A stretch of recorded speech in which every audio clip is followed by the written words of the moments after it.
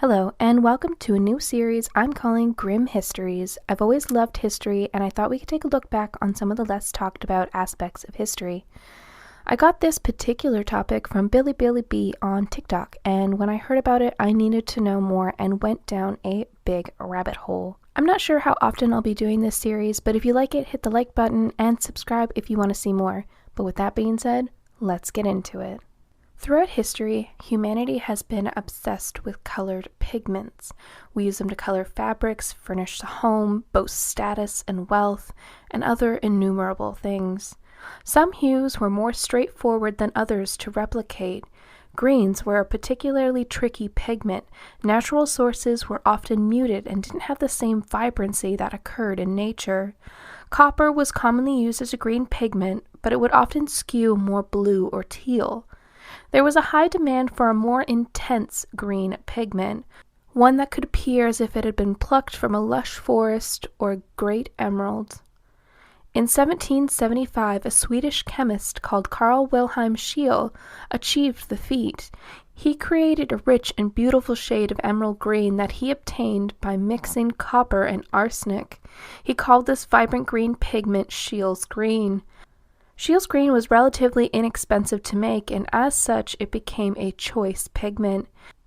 It was used in carpets, wallpaper, fabrics, colored paper, paint, candles, children's toys, and even food coloring. It was the most brilliant and durable pigment, but due to the copper oxidizing, it did fade over time. In 1814, another green pigment hit the market. Paris green was also a pigment derived from copper and arsenic, and it was meant to be an improved formula of the Scheele's green, which boasted a long-lasting pigment that didn't fade or discolor over time. It was achieved by having even more arsenic, making it even more toxic. Following the Revolutionary Era, capitalism began to take hold. With the introduction of gas lighting, white walls and bare-bones rooms went out of fashion. It became fashionable to have more dark, brightly colored wallpapers and cluttered drawing rooms displaying specially curated bric-a-brac. Scheele's green was praised as a must-have decor accent. Books like Cassell's Household Guide recommended the rich green to represent a refined home. Green wallpaper surged in popularity. Wallpaper sales increased from 1 million pieces a year in 1834 to 32 million by 1874. It was so popular that newspapers said that Britain was bathed in green. Those who manufactured the pigment and worked with it in factories were the first to experience the deadly side effects. Though it wasn't directly linked to the pigment, the effects of arsenic poisoning weren't well known. Arsenic poisoning would align with common ailments of the time. Due to poor hygiene and medical knowledge, these symptoms were indistinguishable from the various bacterial and virus illness prevalent at the time.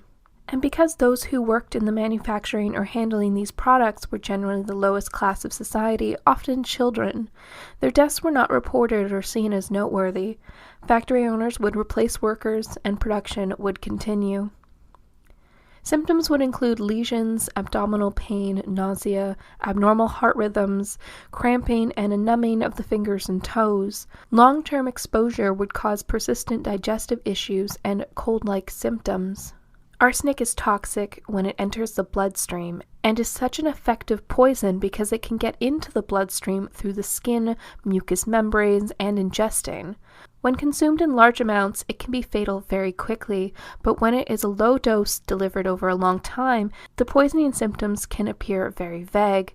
It's also a carcinogen, and if a person had been exposed to arsenic for a while, they likely would have developed cancers later in life, perhaps even years after removing any exposure to the poison. As popularity in the green pigment products in the home surged, so did unexplained deaths in the home, with deaths primarily falling on small children. The green coloring was achieved with a powdered pigment, and unlike most other dyes, the green would microscopically flake off. The dust could irritate the skin, eyes, and mouth, and could also be breathed in. Another deadly poison was a gas that came off of the wallpaper. When moisture would come into contact with the wallpaper's adhesive, it would create a perfect storm for arsine gas to form. Humidity from the damp homes became a breeding ground for various fungi spores, and the spores would release the arsine gas. During the Victorian era, the air in London was thick with smog. The result was that windows were rarely opened, and there was usually no fresh air or ventilation in Victorian homes, meaning the arsenic dust coming off fabrics, wallpapers, carpets had nowhere to go, causing homes to be filled with extremely high levels of arsenic.